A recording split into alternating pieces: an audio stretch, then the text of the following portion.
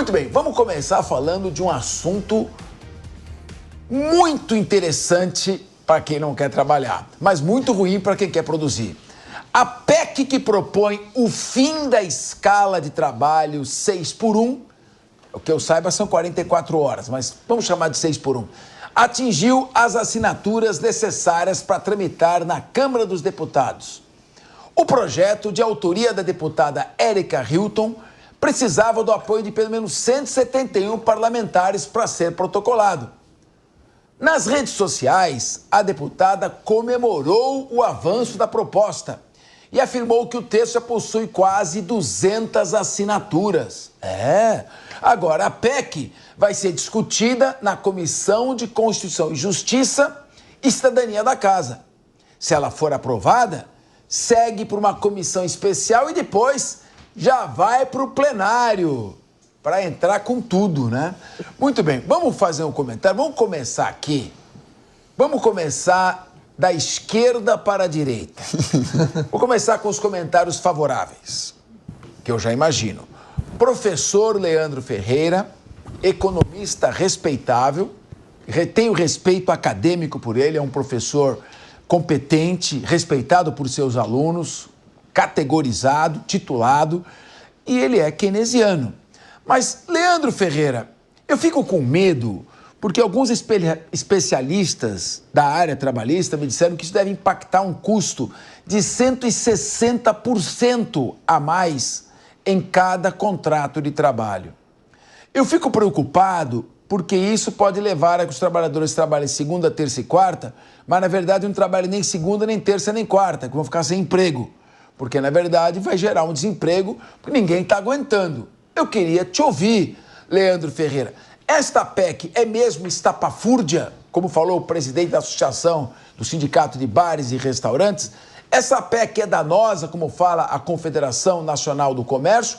Ou, na verdade, ela mostra que o governo apoia o trabalhador e quer continuar gastando mais do que arrecada e aumentando a arrecadação tributária às custas das empresas? Afinal de contas, Leandro Ferreira, decifra esse enigma. Você que voltou agora de uma viagem, foi fazer palestras em Omã e na Etiópia. Quero te ouvir, bem-vindo de volta. Obrigado, Capês, pelas boas-vindas. É um prazer estar aqui novamente, depois de longos 15 dias sem poder conversar com a audiência da Jovem Pan. Quero dar meu boa tarde aqui para você que está nos assistindo, nos ouvindo, e para os meus colegas aqui na mesa, que depois de mim vocês vão ver, assim, ó, tipo trenzinho, um atrás do outro, para falar da PEC, tá bom? Mas eu vou dizer para vocês o seguinte: feliz do Brasil que chegou a esse momento de discutir o mercado de trabalho nesses termos, porque faz tempo que a produtividade tem crescido no trabalho, mas essa produtividade não tem sido distribuída com os trabalhadores, né? Então, nós, claro, precisamos sempre prezar pelo aumento de produtividade, a maior produtividade de cada trabalhador em relação àquilo que ele adiciona na economia precisa estar mais próximo dos países de capitalismo avançado, né? Como nos Estados Unidos, na Europa, no Japão, muita gente gosta de citar esses exemplos, né? Mas esse debate, Capês, desse jeito como está sendo feito, como você propôs aqui, lembra muito a PEC das domésticas, né? Tipo assim, vai ser um desastre para a economia, vai ser um desastre para as famílias que não vão poder contratar mais, vai ser um desastre para essas trabalhadoras que vão ficar sem emprego.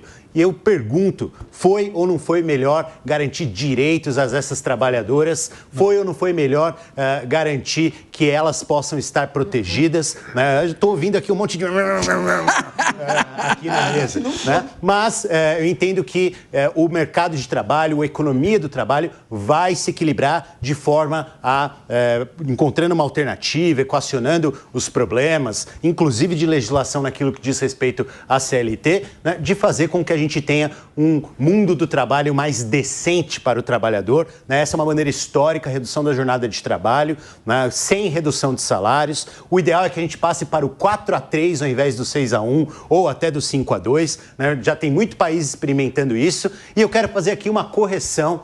Quem sou eu para corrigir Fernando Capês? Mas quero fazer aqui uma correção. PEC não vai à assinatura do presidente, Capês. Não tem nada a ver com o governo. É o Congresso que decide. É lá que vai se fazer esse debate, não precisa sanção do presidente. Então é o seu deputado que vai decidir se tem ou não a possibilidade de sairmos dessa escala vergonhosa de 6 dias de trabalho com apenas 1 de descanso, que tem gerado tantos problemas de saúde mental, de espremer o tempo dos trabalhadores, de saúde física, o cara precisa ter tempo de descansar, de fazer exercício, de ficar com a família e, claro, aproveitar o ócio. Nós precisamos deixar a economia do trabalho para entrar na economia do ócio, em que todos têm direito ao lazer e ao descanso. É o ócio produtivo. Eu confesso, se eu falei, eu peço desculpas, eu não lembro de ter falado que o presidente assina a PEC. Eu conheci a PEC. Você disse que o governo quer gastar mais, mas PEC não tem nada a ver com então, só o gasto só para fazer uma interpretação autêntica, eu sei que a PEC é promulgada, ela não é sancionada, né? São 2 turnos de votação, 3 que a não ser que eu tivesse esquecido o que eu estudei. Mas eu não falei isso, né? Eu falei que o governo quer. É isso. Bom. Então, pessoal, eu queria agora ouvir o Sérgio Zagarino. Sérgio, eu ouvi atentamente.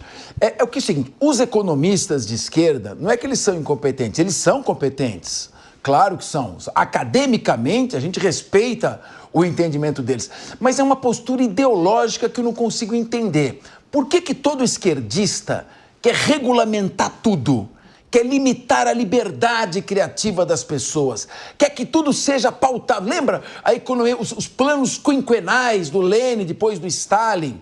Vamos estatizar a produção agrícola. E aí vem o Holodomor, em 1932, morre de fome 11 milhões de ucranianos. Um desastre econômico. Por que não se fazer o seguinte? Estabelece a jornada máxima de trabalho. Jornada de 44 horas. Está protegido o trabalhador. A partir daí, livre negociação entre o empregador e o empregado.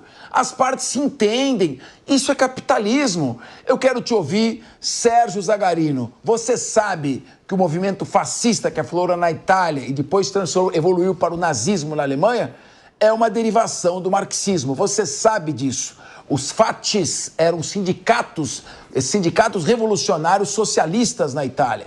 Então, explica para mim, Sérgio, por que o Leandro Ferreira fica com essa ideia? Vamos regulamentar, tem que trabalhar pouco, viva o ócio e não ao trabalho. Fala para mim. Boa tarde, Capês, boa tarde a todos os nossos telespectadores, nossos ouvintes, meus colegas de bancada. E boa tarde, Leandro Ferreira. Mais uma vez, você está completamente descolado da realidade. A começar... Sérgio, inclusive, vou pedir para dividir, se possível, a tela. Eu quero o Leandro nessa parada. Pode colocar. Porque aqui ele falou... Mas nós vamos debater com ele. Não é que ele falou e agora vai apanhar, que nem ele disse. Ele vai debater conosco. É debate aberto aqui, é linha de frente, é olho no olho. Pode ir, Sérgio. Coloca o Leandro aqui, tá, na tela dividida, mas para ele continuar olhando para você que está em casa, porque ele falou assim, ó, você que está em casa, cobre os seus deputados. Só que se você cobrar seu deputado para essa PEC absurda, dessa alteração, que seria por base de uma canetada, de uma escala de trabalho de 6x1, você, ao mesmo tempo, você está cobrando o seu deputado para reduzir a quantidade de trabalho. Porque, meu amigo, eu vou te explicar uma coisa muito simples. Para existir emprego, tem que existir empregador. Para existir empregador, tem que existir uma economia que facilite a vida daquele empregador para ele poder te empregar, tá? Não existe fórmula mágica. Então, esse é o primeiro ponto. O exemplo que ele deu das domésticas foi péssimo, porque ficou comprovado de que, desde quando a lei das domésticas ela foi promulgada, implementada no Brasil, a quantidade de domésticas que deixaram de ter ali o seu trabalho de forma regulamentada e formalizada, aumentou. Ou seja, hoje nós temos mais pessoas trabalhando como domésticas em caráter de informalidade. Informalidade pelo qual, inclusive vou aqui citar o deputado estadual, Léo Siqueira, que estava agora. Se você está aqui, ó, conectado na Jovem Pan, desde o meio-dia você viu o programa do Pânico, e o Léo, ele defende, como um economista brilhante que é, não que o Leandro também não seja, também é um ótimo economista, mas o Léo Siqueira, ele explicou de forma muito didática que se esse absurdo dessa canetada passar a escala 6x1, vai aumentar a jornada vai reduzir a jornada de trabalho e vai manter o salário. Ou seja, o custo para o empregador vai aumentar. Quem vai pagar esse custo que vai aumentar? É o político? É quem? É o consumidor. Ele vai ser repassado para o consumidor. Segundo, os dados indicam que aumentará a informalidade. Então, aumenta o custo para o consumidor, aumenta a informalidade. E terceiro, o empregador vai ter que se entender de alguma forma dentro do cenário que é desastroso no Brasil para poder conseguir ter lucro. Lembram-se? Para existir emprego, tem que ter uma empresa que visa lucro. Para essa pessoa visar lucro, o que ela vai querer fazer? Tira de lado a mão de obra, que é cara, e começa a mecanizar, começa a colocar a tecnologia para fazer o trabalho que seria de um empregado. Portanto, Leandro Ferreira, é muito bonito você vir aqui com um discurso de que, olha, eu defendo que o trabalhador trabalhe 4 dias e descanse 3, quando, na verdade, economicamente, isso é impossível. Seria o mesmo exemplo, só para eu te dou a palavra, para você poder tentar me rebater. Só que é o mesmo exemplo de você falar assim, olha, eu sou um deputado federal, defendo que a partir do ano que vem o salário mínimo seja de R$5.000. Muito legal. Quem for contra, é contra a valorização do trabalho. É impossível, Leandro Ferreira. Desculpa, mas não dá. Olha, aproveitando aqui que o Zagarino me passou diretamente a palavra, Capês, eu fico assim... Rapidamente. Fico aqui me lembrando, já que o Capês inclusive citou, né, eu dei para ele a teoria geral do Keynes para ele acompanhar um pouquinho esse raciocínio, né? Mas tem também um livro muito bom do Keynes chamado As Possibilidades Econômicas dos Nossos Netos, em que o ser humano, pelo advento da tecnologia, pelo avanço das tecnologias, vai poder trabalhar menos. Nós já chegamos. O Keynes achava que isso ia acontecer em 100 anos e ainda não aconteceu. Não foi por falta de avanço tecnológico, foi por falta de equilibrar melhor a produtividade e os ganhos de produtividade entre capital e trabalho. Muito bem. Vamos ouvir agora a doutora Raquel Galinatti. Imagino o que o Marx diria, como está a economia dos tataranetos dele, né? Porque o Marx foi um desastre no mundo inteiro, né? Mas veja só, Raquel Galinatti, queria te passar um dado importante, né, para você analisar. A Constituição Federal fixou a jornada semanal de trabalho em 44 horas. Está na Constituição, 44 horas semanais. A PEC pretende diminuir de 44 para 36 horas, quer tirar 8 horas, mas fixando 8 horas por dia. Então, 36 horas com no mínimo 8 horas por dia. Bom, olha o que diz aqui a Confederação Nacional do Comércio, que são os grandes empregadores, né, o terceiro setor. Em vez de gerar novos postos de trabalho, a medida pode provocar uma onda de demissões, especialmente em setores de mão de obra intensiva, prejudicando justamente aqueles que a medida propõe beneficiar. Eu queria ouvir você, porque é o que eu falo, às vezes essas propostas tentadoras nada mais são do que narrativas da esquerda, ilusões como aquele flautista encantador dos ratos que os leva para o oceano. Assim o fazem, levando a população para o abismo da crise econômica. Mas eu tenho certeza que você tem a sua posição, que eu não sei qual é. O Leandro foi um pouco precipitado ao dizer que todo mundo ia bater, ele não sabe o que cada um vai dizer, cada um tem sua opinião aqui. Eu quero ver a opinião de uma professora, delegada de polícia, uma pessoa esclarecida também, pode ser a favor ou pode ser contra, é que nós temos que debater. Grande professor Fernando Capês, meus colegas e amigos de bancada e a nossa audiência qualificada, boa tarde. A minha análise, obviamente, não vai ser econômica, porque eu não tenho esse conhecimento aprofundado em economia. Vai ser uma análise filosófica e também reflexiva. Quando nós falamos em trabalho, obviamente, o trabalho está atrelado à eficiência, está atrelado a um maior poder econômico, está atrelado a uma excelência. E aí é muito difícil eu entender a diminuição do trabalho como algo benéfico, até pelas minhas origens. Quando a gente vê as origens asiáticas que trabalham 40 horas por dia, se o dia tivesse 40 horas, é algo que eu não consigo enxergar com bons olhos. Quando a gente vê um atleta, você impor ao atleta que ele treine 2 horas por dia, você vai estar te retirando a competitividade desse atleta com qualquer atleta do mundo. Quando você impõe a um estudante que ele vai estudar 1 hora por dia, você retira o poder competitivo desse estudante de passar nas melhores universidades e faculdades, não só do Brasil como do mundo. Da mesma forma quem almeja um concurso público. Eu acredito que impor a limitação de jornada de trabalho Claramente não seremos ingênuos. Essa hora de trabalho não será aumentada, é impor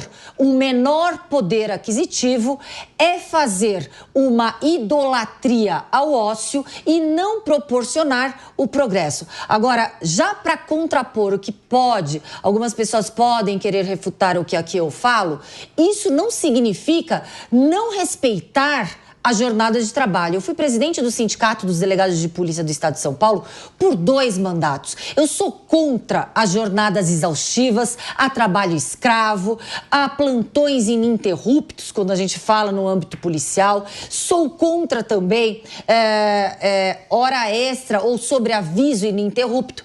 Mas, quando a gente limita o essencial, o que já está como normal, como mediano, nós estamos tentando limitar por baixo tanto a economia, os costumes e a produtividade do brasileiro. Meu querido Rodolfo Maris, claro que o mundo assistiu assombrado no alvorecer do século XIX os efeitos malévolos da Revolução Industrial. Sim. Desde a invenção da energia hidráulica, nas primeiras máquinas de tecelagem da Grã-Bretanha, depois para a máquina a vapor, criada por James Watt, depois o motor a combustão, agora energia nuclear, enfim, a robotização do serviço, houve uma evolução, sem dúvida alguma. Na época, a idade média de vida de um trabalhador em Liverpool era de 15 anos, em Manchester, 17 anos, era quase que um trabalho escravo. Aos poucos, porém, a legislação veio trazendo proteção a este trabalhador. Qual a sua opinião? Não tem que ter um determinado limite, uma certa hora? Porque se você começa a trazer direitos acima da capacidade econômica das empresas suportarem, você não está trazendo direitos, você está trazendo desemprego. E aí que eu digo que os deputados que estão assinando estão com medinho das redes sociais e estão prometendo algo que não vão entregar. Acho que é preciso ficar atento com esses deputados que assim atuam. Mas você já estava me assobiando que tua posição era diferente, que você concorda com o Leandro Ferreira, e aqui o gostoso é cada um tem uma opinião diferente. Se todo mundo concorda, é jogral, não é debate. Exatamente. Primeiro, boa tarde, é um privilégio, é uma honra fazer parte dessa bancada novamente. Eu estava com saudade de vocês, povo de casa. Obrigado pelo carinho de todos, principalmente de você, Capês, que colaborou muito para que eu estivesse aqui hoje. Bom, eu vou muito na narrativa do meu professor aqui do lado, não é à toa que ele está à minha esquerda, quis o destino que ele ficasse à minha esquerda. Quando ele fala que a tecnologia pode diminuir, né, o trabalho braçal, não foi com essas palavras, mas foi isso que ele quis dizer. Mecânico. E a história narrada aqui pelo professor Capês, no final do século XIX, quando houve toda a industrialização e os trabalhadores naquela ocasião estavam sendo respaldados pela lei. Olha só, a gente vai fazer uma analogia com o povo de hoje, ok? Em cima da palavra do que o meu professor aqui do lado disse, que a tecnologia pode acompanhar a evolução e a tecnologia pode terminar com o serviço braçal. Será que nós estamos de fato preparados para isso? Será que nós estamos de fato preparados para tal evolução? Será que a tecnologia, chegando aqui no Brasil, ele também falou que nos países como, por exemplo, na Europa e no Japão, lá a tecnologia e o trabalho, a forma de trabalhar lá é totalmente diferente. Será que o Brasil tem que se comparar com esses países de primeiro mundo? Será que não é um desavanço? Será que a gente não vai regredir na história se a gente começar a se comparar com tal país, com esses países de economia de primeiro mundo? Olha só, essa medida de acabar com o 6 por 1, na verdade não passa de uma medida populista e totalmente demagógica. Para fazer um carnaval, essa é a palavra que eu quero usar aqui, criou-se de novo essa PEC, mas vamos lembrar que existe a PEC 221 de 2019, que já foi lá atrás. Por que trazer de novo uma PEC? A minha pergunta é, será que essas pessoas que agora colocaram essa PEC em evidência, elas querem mesmo, elas estão mesmo pensando no trabalhador? Por que não fizeram um projeto de lei? Eu vou narrar aqui para vocês, porque nem o Luiz Marinho, veja bem, nosso ministro do Trabalho, está apoiando o fim das 6 por 1. Palavras do ministro aqui, eu abro aspas no que ele diz nas redes sociais. O ministro do Trabalho, Luiz Marinho, pendurou que o assunto deve ser tratado por meio de convenção e acordos coletivos. Ou seja, ele já não saiu batendo martelo e saiu apoiando isso. Nem o Paulinho da Força Sindical também saiu apoiando isso, porque sabe que vai virar sei lá o quê, vai virar um carnaval se isso acontecer. Então, é uma medida que tem que ser pensada, porque todo mundo apresenta, fala que tem que acabar com 6x1, porém não apresenta a solução. Qual é a solução econômica para isso? Tendo em vista que a Associação de Bares e Restaurantes da Vila Madalena já estão de cabelos em pé. Essa é a verdade. Eu tenho mais para falar aqui, Capês, mas eu vou dar a palavra para o nosso professor, que já está beliscando aqui do lado. Eu vou aproveitar para depois rachar a tela com ele. Não tem problema não. O Leandro está histérico aqui. Deixa você, pode terminar o seu raciocínio. A deputada que propôs a PEC, a Erika Hilton, podia propor uma PEC mais importante. O fim das emendas parlamentares. Pronto. Aí economiza 50 bilhões, quem sabe sobra dinheiro diminuindo a carga tributária para beneficiar o trabalhador. Agora, com essa gastança de dinheiro público, faça-me o favor. Senhor Leandro Ferreira, o senhor pediu a parte, o público não está vendo, mas o senhor está numa agitação aqui constante, mão para cá, mão para lá. Pode falar, por favor.